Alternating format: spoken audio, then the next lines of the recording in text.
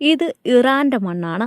അമേരിക്കയുടെ കളി ഒരിക്കലും നടക്കില്ല. ആണവശക്തി വേണ്ടെന്ന് പറഞ്ഞ ട്രംപിന് നേരെ ഖമേനിയുടെ ഗർജനം നടന്നിരിക്കുകയാണ്. ഇറാന്റെ ആണവ പദ്ധതി നിർത്തലാക്കണമെന്ന അമേരിക്കൻ പ്രസിഡന്റ് ഡൊണാൾഡ് ട്രംപിന്റെ ആഹ്വാനത്തിനെതിരെ രൂക്ഷമായി വിമർശിച്ചാണ് ഇറാൻ രംഗത്തെത്തിയത്.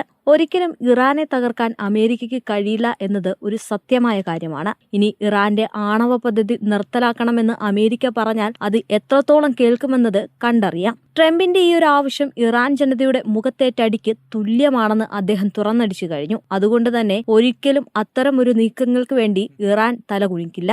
വാഷിംഗ്ടണിന്റെ നയങ്ങൾ ചർച്ചയല്ല, മറിച്ച് ആജ്ഞാപിക്കലാണ് എന്നും ഖമേനി പറഞ്ഞിരുന്നു. ഇതുകൊണ്ടൊന്നും ഇറാന്റെ പ്രതികാരം ഒരിക്കലും തീരില്ല.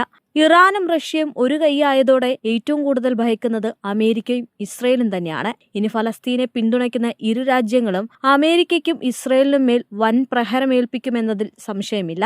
ഇറാനെ സംബന്ധിച്ചിടത്തോളം ആണവായുധം ഉള്ളിടത്തോളം കാലവും ഇറാൻ പറയുന്നത് അമേരിക്ക പൂർണ്ണമായും അംഗീകരിക്കില്ല എങ്കിൽ പോലും ഒരു സമാധാന ചർച്ചകൾക്ക് നീങ്ങുന്ന സാഹചര്യവും ഇതിനു മുമ്പ് ഉണ്ടായിട്ടുണ്ട്. അതുകൊണ്ട് തന്നെ ഏതു വിധേനയും ഇറാനെ സമാധാനിപ്പിച്ച് മുന്നോട്ട് നയിക്കുക എന്നൊരു ലക്ഷ്യം കൂടി അമേരിക്കയ്ക്കുണ്ട്. ഇറാന്റെ കയ്യിൽ നിന്ന് പണി കിട്ടിയ അമേരിക്കയ്ക്ക് അത് വലിയൊരു കാര്യം തന്നെയാണ്.